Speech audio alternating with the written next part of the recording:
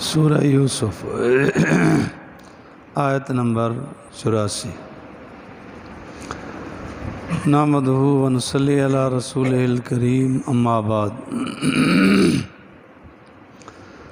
اعوذ باللہ من الشیطان الرجیم، بسم اللہ الرحمن الرحیم۔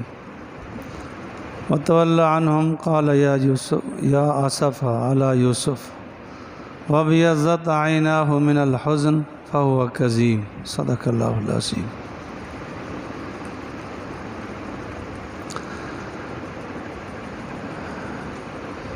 یوسف علیہ السلام کے بھائی واپس گئے۔ بنیامین کے متعلق سارا واقعہ سنایا۔ یعقوب علیہ السلام کو یقین نہیں آیا۔ پہلے بھی ایسے حادثہ پیش آ چکا تھا۔ دوسرا، عالم الغیب بھی نہیں تھے کہ حقیقت حال اب یہ ہے۔ جب انہوں نے کہانی سنائی، واقعہ سنایا، تو اظہار افسوس کیا۔ اب اظہار ندامت کرتے ہوئے ان سے الگ ہوئے، وتولی عنہم، اور ان سے جدا ہوئے۔ وقال یا اسفا، فرمایا ہے افسوس یوسف پر۔ یہ طبی غم اور صدمہ نبی کو بھی ہو سکتا ہے۔ یہ کوئی شان نبوت کے خلاف بھی نہیں۔ آپ علیہ السلام کا صاحبزادہ جناب ابراہیم کا جب انتقال ہوا، دفن کیا گیا،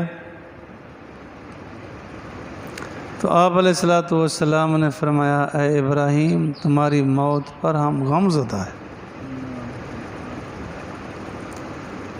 لمحزونون، ہم نہایت غمزدہ۔ تو یہ طبی چیز ہے، صدمہ ہو سکتا ہے۔ تو یعقوب علیہ السلام کو صدمہ تھا، اس وجہ سے فرمایا اے افسوس۔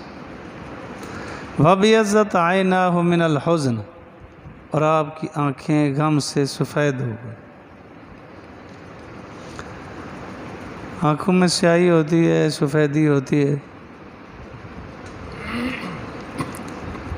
جس وقت یہ سیاہی کم ہو جائے، نظر کم ہونا شروع ہو جاتی ہے، آنکھیں سفید ہو جاتی، تو نظر کمزور ہو گئی تھی۔ بعض روایات سے معلوم ہوتا ہے کہ 7 سال بینائی تقریباً جانے کے برابر ہو۔ یہ فرمایا وَبِيَضَّتْ عَيْنَاهُ مِنَ الْحُزْنِ فَهُوَ كَظِيمٌ، اور وہ غم پینے والے تھے۔ ایک عرصہ بالکل خاموش ہو گئے، کسی سے کوئی اظہار افسوس نہیں کرتے تھے۔ جو صدمہ، جو غم آیا، پیتے جاتے تھے، اظہار نہیں کرتے تھے۔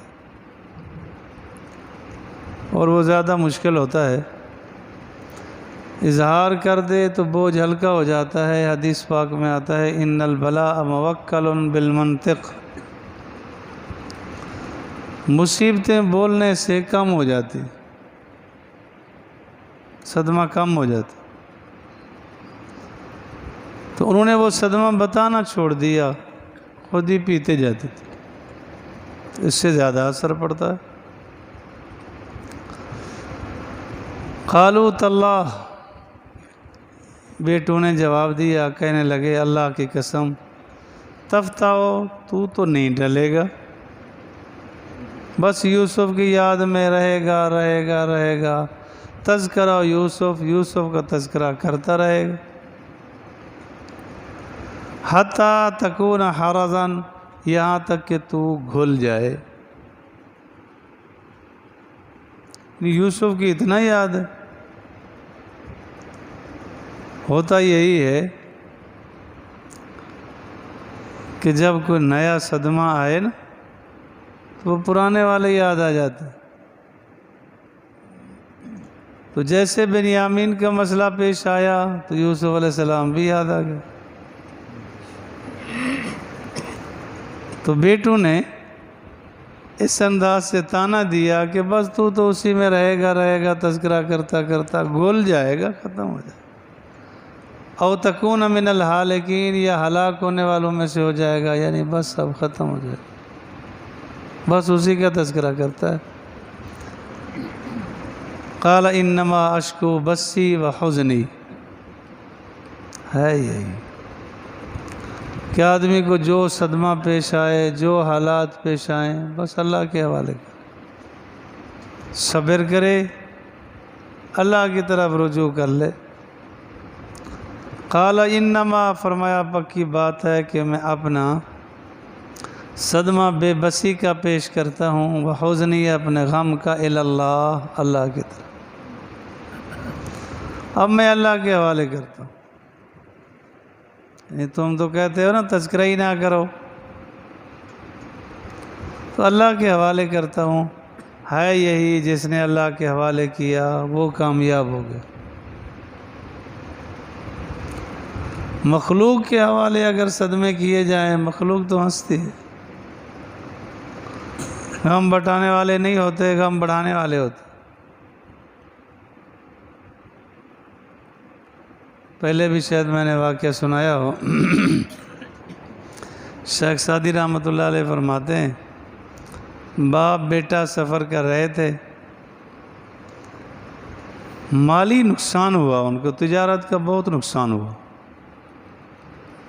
تو باپ نے بیٹے سے کہا بیٹا یہ کسی کو بتانا نہیں ہے. وہ کہنے لگا ابا جی نہیں بتاؤں گا، لیکن حکمت کیا ہے؟ تو باپ نے کہا بیٹا یہ مخلوق خدا ہے، آپ اپنا صدمہ سنائیں گے، وہ ہنستے ہنستے کہیں گے انا للہ و انا الیہ راجعون، وہ غم نہیں کریں گے، وہ ہنستے ہنستے کہیں گے انا للہ و انا الیہ. اچھا ایسا بھی ہو گیا.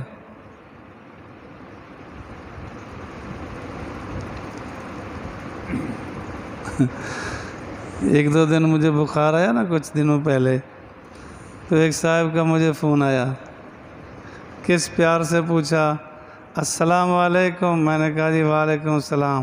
مولانا حلوہ کم کھاتے.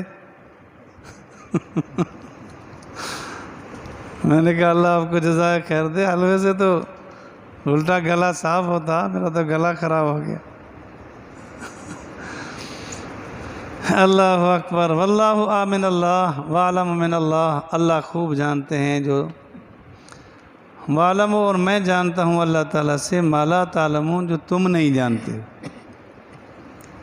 چونکہ خواب دیکھے تھے نا، ایک خواب یہ بھی دیکھا تھا یعقوب علیہ السلام نے کہ گھر میں سارے ہم اکٹھے، ان میں یوسف علیہ السلام بھی ہے. اس سے بھی امید لگی کہ بھی ہیں، حیات ہیں. اور واقعات بھی آپ کو سنائے. اور پھر جو یہ سنا تھا کہ سارے سجدہ کریں گے، یہ تو اشارہ تھا آگے نبوت کی طرف. تب فرمایا وعلم، میں جانتا ہوں اللہ تعالیٰ سے جو تم نہیں جانتے. اب پھر تجویز دی یا بنیا، اے بیٹو اذهبوا، جاؤ، فتحسسوا من یوسف، جاؤ تم ڈھونڈو یوسف کو اور اس کے بھائی کو.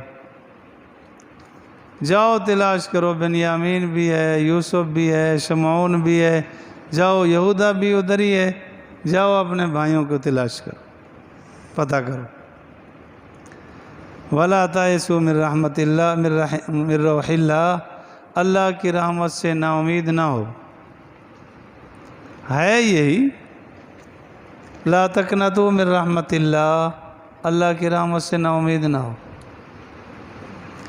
شیخ عطار رحمۃ اللہ علیہ بھی فرماتے ہیں نا امید از رحمتت شیطان بود، اللہ کی رحمت سے نا امید شیطان ہوتا ہے، مسلمان نہیں ہوتا.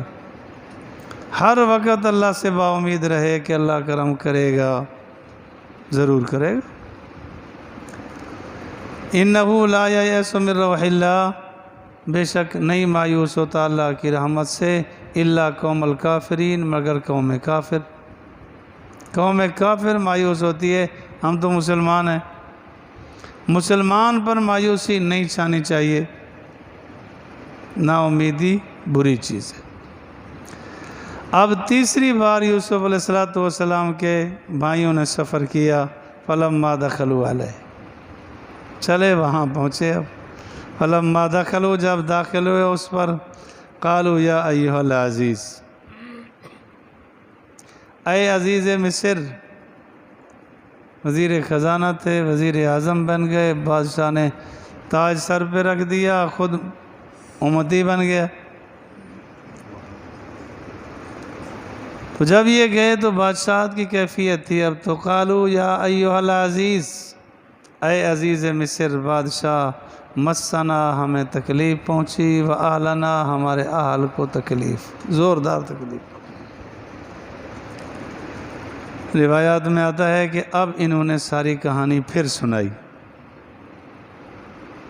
کہ ہمارا باپ ہے، روتے روتے ایسے ایسے ہو گیا ہے۔ اب یوسف علیہ السلام کو بھی اللہ کی طرف سے اجازت ملی، پھٹ پڑے، روئے زاروں قطار۔ اب سارا راز ظاہر کر دیا کہ میں کون ہوں، تم کون ہو، اور کہنے لگے وجینا ببضاعۃ مزجاۃ، اور ہم تمہارے پاس کچھ وہ کھوٹا سا سامان لے آئے، وَأَوْفِ لَنَا الْكَيْلَ، اور ہمیں ایک اونٹ کی بھرتی پوری پوری دے دے، سامان نہیں ہے ہمارے پاس، حالات ایسے، وَتَصَدَّقْ عَلَيْنَا، ہم پر صدقہ کر۔ اس وقت یوسف علیہ السلام نے جب انہیں کنویں میں ڈالا جا رہا تھا، ایک ایک بھائی کی طرف دیکھ کے کہا تھا، بھائیو جب تم واپس جاؤ گے میرے ابا کو بتاؤ گے کہ وہ ایسے ایسے ہو گیا، کیا گزرے گی، کسی کو رحم نہ آئے، کیا بیتے گی اس کے ساتھ، تم احساس کرو۔ لیکن کوئی احساس نہیں کیا۔ جب درندگی آ جاتی ہے نا تو پھر ہوش اڑ جاتے ہیں، خون خوار بن جاتا ہے۔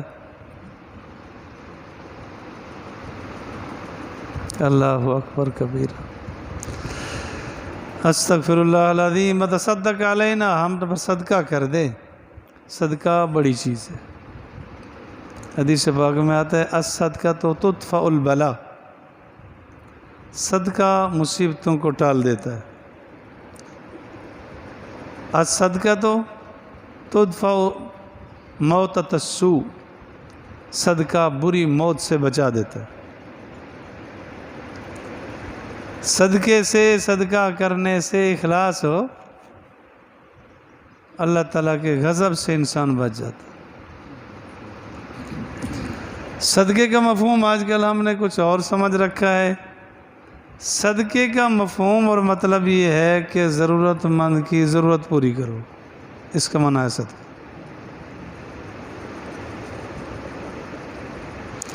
ایک آدمی ہے بیچارہ تڑپ رہا ہے، بیماری لگی ہے، اس کو ضرورت ہے دوائی کی، اور میں جا کے کالی سری دے دیتا ہوں، یہ صدقہ کر رہا ہوں جی۔ یہ عجیب منطق ہے، آج تک نہیں سمجھ آئی۔